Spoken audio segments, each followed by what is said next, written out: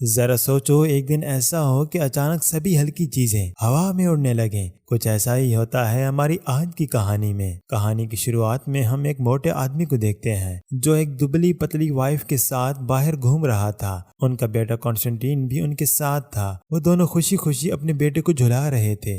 تبھی اچانک اس کی وائف نے ٹاول کو اپنے آپ ہوا میں اڑتے دیکھا۔ اصل میں اچانک زمین کی فورس کم ہو گئی تھی، جس کی وجہ سے بھاری چیزوں کو چھوڑ کر ہلکی پھلکی چیزیں تو ہوا میں اڑنے لگی تھی۔ اس کی وائف اور بیٹا بھی اڑنے لگے، لیکن اس نے اپنے بیٹے کا ہاتھ تھام لیا اور اس کے بیٹے نے ہوا میں اپنی ماں کا ہاتھ پکڑا۔ حالانکہ اس کے ماں کے چہرے پر اداسی تھی اور اس نے دھیرے سے اپنے بیٹے کا ہاتھ چھوڑ دیا۔ اپنی پتنی کو دور ہوا میں اڑتا دیکھ کر اس موٹے آدمی کے تو ہوش ہی اڑ گئے۔ اس نے فوراً اپنے بیٹے کو اپنی طرف کھینچا اور زور سے گلے لگا لیا۔ اسی پل اس کی نیند کھلی اور وہ گہری سانس کے ساتھ اٹھا، جس سے ہمیں یہ احساس ہوا کہ شاید وہ کوئی سپنا دیکھ رہا تھا۔ یہ واقعہ اصل میں 20 سال پہلے ہوا تھا، جس میں کانسٹنٹین کے باپ نے اپنی آنکھوں سے دیکھا تھا۔ ایسا کیوں ہوا تھا یہ تو کوئی نہیں جانتا، لیکن زمین کی فورس اتنی کمزور ہو گئی تھی جس سے 120 کلو گرام سے ہلکی چیزیں اپنے آپ ہوا میں اڑنے لگی تھیں۔ پھر ہم دیکھتے ہیں کہ آسمان میں چاند کی بناوٹ بھی کچھ خراب ہو گئی تھی۔ کانسٹنٹین اپنے باپ کے ساتھ گھر میں بیٹھا کھانا کھا رہا تھا۔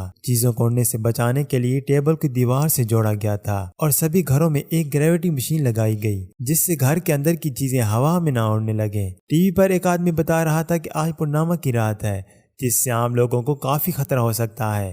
اسی وقت کانسٹنٹین اور اس کے باپ نے ایک زوردار دھماکہ سنا، جس سے وہ دونوں کافی ڈر گئے، جس سے تھالیاں اور چمچ ہوا میں اڑنے لگے۔ کانسٹنٹین نے ٹیبل کو پکڑ کر خود کو اوپر اڑنے سے روکا، لیکن پوری کوشش کے بعد بھی اس کا ہاتھ چھوٹ گیا اور وہ سیدھا چھت سے جا لگا۔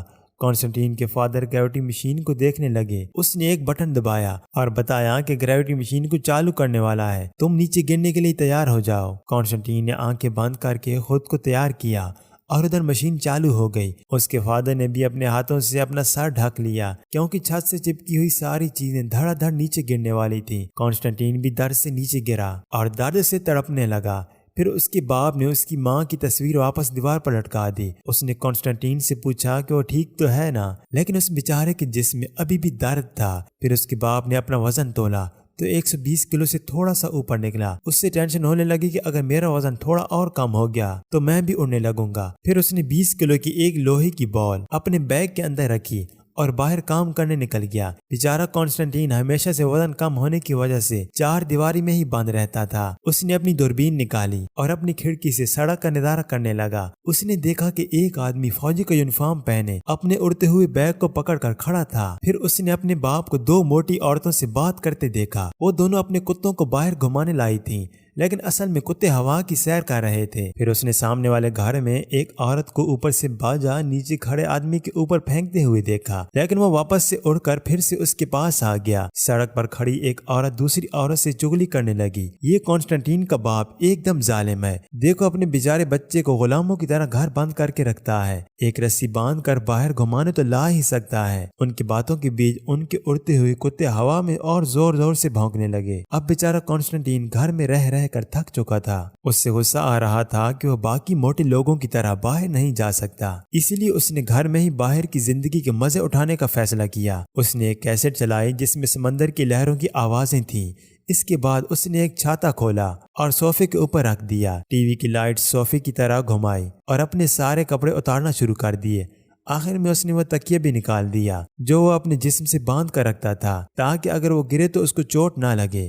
پھر اس نے چشمہ لگایا اور کریم لگا کر لیٹ گیا۔ کچھ دیر بعد کانسٹنٹین کھڑکی کے پاس گیا، کیونکہ اس کو گاڑی کے ہارن کی آواز سنائی دی تھی۔ ایک موٹی اور پیاری لڑکی گاڑی سے باہر نکلی اور اوپر کی طرف دیکھنے لگی۔ کانسٹنٹین بھی اس سے اپنی دوربین سے دیکھ رہا تھا۔ اس لڑکی نے اپنے بال کھولے جو اپنے آپ ہوا میں لہرانے لگے، اور پھر اس نے کانسٹنٹین کی طرف دیکھ کر ہاتھ ہلایا۔ یہ دیکھتے ہی کانسٹنٹین شرما گیا، کیونکہ اس نے جنم سے لے کر آج تک کسی لڑکی سے بات تک نہیں کی تھی۔ اس نے فوراً اپنا تکیہ اور کپڑے پہن لیے اور پھر ایک بڑے سے کاغذ پر ہیلو لکھا۔ پھر وہ کھڑا ہو کر لڑکی کو یہ کاغذ دکھانے ہی والا تھا کہ اہم وقت پر وہ پیچھے ہٹ گیا۔ شام کو اس کے فادر جب کام کر کے واپس گھر لوٹے تو کانسٹنٹین نے اسے اپنا بنایا کھانا پروسا۔ کانسٹنٹین نے اپنا اپیرن پہنا ہوا تھا، جسے دیکھ کر اس کے باپ کو اس کی ماں کی یاد آ گئی۔ اس نے کانسٹنٹین کو بتایا کہ یہ اس کی ماں کا ہے تو بہتر ہوگا جہاں سے اٹھایا ہے وہیں پر رکھ دو۔ اس نے بات مان کر ٹھیک ویسے ہی کیا اور ٹیبل پر لوٹ آیا۔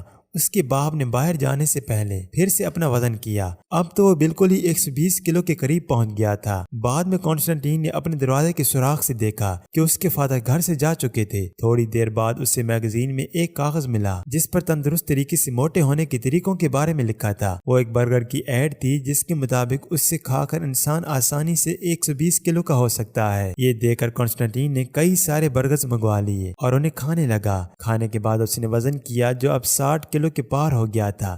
یہ دیکھ کر وہ کافی خوش ہوا۔ اچانک اسے پھر سے باہر ایک گاڑی کے ہارن کی آواز آئی۔ اس نے ترنت ایک کاغذ پر اپنا نام لکھا۔ جیسے ہی اس کے سپنوں کی مالکہ گاڑی سے باہر نکلی، کانسٹنٹین نے وہ کاغذ کھڑکی سے دکھا دیا۔ اس لڑکی نے وہ کاغذ دیکھ کر پھر سے کانسٹنٹین کی طرف ہاتھ ہلا دیا۔ اس حسین پل کو جینے کے بعد کانسٹنٹین پھر سے اپنے بچے ہوئے برگر کو ختم کرنے میں جڑ گیا۔ اب انہیں نگلنے میں اس سے کافی مشکل ہو رہی تھی، لیکن اس نے ہار نہیں مانی۔ اس نے دھکے سے اپنے منہ میں برگر ٹھوس لیے، لیکن جلد ہی اس کی طبیعت خراب ہونے لگی۔ اس کے باپ کو فون آیا کہ زیادہ کھانا کھانے کی وجہ سے کانسٹنٹین کی طبیعت کافی بگڑ چکی ہے۔ وہ یہ سنتے ہی بھاگ کر فوراً گھر پہنچا۔ گھر پہنچتے ہی اس نے دیکھا کہ وہ بیمار ہو کر اپنے بستر پر پڑا تھا اور ڈاکٹر سے دوائیاں دے کر وہاں سے چلا گیا تھا۔ کچھ دیر بعد کانسٹنٹین کچن میں جا کر دیکھا۔ ادھر جا کر اس نے دیکھا کہ فریج پر ایک کاغذ چپکا ہوا تھا جس پر اس کے باپ نے لکھا تھا کہ جب تک وہ واپس نہیں آتا کانسٹنٹین کو اپنا پورا خیال رکھنا ہوگا۔ اس کے بعد کانسٹنٹین نے اپنا وزن کیا تو وہ پھر سے 50 کلو کے آس پاس نکلا۔ یہ دیکھ کر بیچارہ بہت دکھی ہو گیا۔ اس نے اپنے کپڑوں میں کچھ تکیے ٹھوسے اور کاغذ پر کچھ لکھنے لگا تاکہ اس لڑکی سے بات کر سکے۔ نیچے سے وہ لڑکی کانسٹنٹین کے کمرے کے اور دیکھ رہی تھی، لیکن وہ وہاں نہیں تھا۔ کانسٹنٹین اپنی زندگی سے اتنا تنگ آ چکا تھا کہ اب اس نے باہر جانے کا فیصلہ کر ہی لیا۔ اس نے خود سے فریج کو باندھا اور اسے کھینچ کر دروازے کی اور بڑھنے لگا۔ جیسے ہی وہ نکلنے لگا تھا تبھی اس کا باپ کام سے گھر واپس لوٹ آیا۔ وہ غصے میں کانسٹنٹین کے ساتھ ہی فریج کو دھکا دے کر کچن میں لے گیا۔ اس کے بعد اس نے ساری مشین اور بھاری چیزیں کمرے میں بند کر دیں تاکہ وہ پھر سے ایسی حرکت نہ کر سکے۔ ادھر اپنے سپنوں کی رانی سے نہ مل پانے کے غم میں کانسٹنٹین بہت غصے میں تھا۔ اس کے باپ نے اس کے کمرے میں آ کر دیکھا کہ کانسٹنٹین نے ساری چیزیں توڑ پھوڑ کر زمین پر بکھیر دی تھی۔ پھر وہ اپنے کمرے میں واپس چلا گیا اور جوتے بنانے کے کام میں جڑ گیا۔ کچھ دیر کام کرنے کے بعد وہ تھک کر کرسی پر ہی سو گیا۔ اس نے سپنے میں دیکھا کہ اس کی وائف کی طرح اس کا بیٹا بھی ہاتھ چھوڑ کر ہوا میں اڑ گیا۔ یہ دیکھتے ہی ڈر سے اس کی نیند کھل گئی۔ جب وہ اٹھا تو اس نے دیکھا کہ اس کی پتنی کی تصویر اور باقی چھوٹی چیزیں چھت سے چپکی ہوئی تھیں۔ اصل میں ان کی گریوٹی مشین پھر سے خراب ہو گئی تھی، لیکن اس نے دیکھا کہ وہ جوتے تو ہوا میں اڑے ہی نہیں تھے۔ اس نے جوتوں کو اٹھا کر پھینکا تو وہ پھر سے نیچے گر پڑے۔ اس کے بعد اس نے گریوٹی مشین پھر سے چالو کر دی جس سے چھت پر چپکی ساری چیزیں اس کے سر پر آ گریں۔ اس کے بعد اگلی صبح کانسٹنٹین جب کچن میں آیا تو اس کے باپ نے وہ جوتے نکال کر ٹیبل پر رکھ دیے جس پر کانسٹنٹین نے کہا یہ عورتوں کے جوتے ہیں، میں نہیں پہنوں گا۔ انہوں نے کہا بیٹا اگر ہوا میں نہیں اڑنا تو یہ پہننے ہی پڑیں گے، لیکن اس کو اپنے باپ کی بات پر یقین ہی نہیں ہو رہا تھا۔ اس نے آرام سے جوتے پہنے اور بیگ میں کچھ لوہے کی بالز پہن کر کھڑا ہو گیا۔ اس کے باپ کو اپنے بنائے جوتوں پر پورا بھروسہ تھا۔ اس نے دھیرے سے گریوٹی مشین بند کر دی، لیکن اس بار کانسٹنٹین اڑا ہی نہیں اور یہ دیکھ کر وہ دونوں کافی خوش تھے۔ اب کانسٹنٹین جوتے اور بیگ پہن کر گھر سے باہر نکلا۔ اس کا باپ اس کو کھڑکی سے دیکھ رہا تھا۔ کانسٹنٹین سامنے والی بلڈنگ کی طرف بڑھنے لگا۔ وہ گاڑی والی لڑکی بھی اسے اپنے کمرے کی بالکنی سے دیکھ رہی تھی۔ وہ اس کے گھر کے باہر پہنچا اور لڑکی کو دیکھنے لگا۔ اچانک اس نے جوتوں کے بٹن بند کر دیے اور اس کا باپ زور زور سے چلا کر اس کو ایسا کرنے سے منع کرنے لگا۔ پھر کانسٹنٹین نے اپنا بیگ بھی پھینک دیا اور تکیے تک پھینک دیے۔ اس نے بس اپنی آنکھیں بند کی اور شانتی سے اڑتا رہا۔ اچانک اسے محسوس ہوا کہ کسی نے اس کا کندھا پکڑ لیا اور وہ اور اوپر نہیں جا رہا۔ کانسٹنٹین نے آنکھیں کھولیں تو پتہ چلا کہ یہ تو اس کی سپنوں کی رانی تھی۔ دونوں ایک دوسرے کو دیکھ کر مسکرانے لگے۔ ان دونوں کو ساتھ دیکھ کر کانسٹنٹین کے باپ نے بھی اپنی پتنی کی تصویر کو دیکھا اور مسکرا دیا۔ ہو سکتا ہے کہ یہ دنیا پھر سے پہلے جیسی نہ ہو پائے، لیکن جب تک اس دنیا میں پیار اور انسانیت موجود ہے کام چلتا رہے گا۔ مزید اس طرح کی موویز ایکسپلینیشن ویڈیوز دیکھنے کے لیے ہمارے چینل کو ابھی سبسکرائب کر لیں اور ساتھ بنے بیل آئیکن کو بھی دبا لیں تاکہ لیٹسٹ ویڈیو کی نوٹیفیکیشن آپ کو وقت پر ملتی رہے۔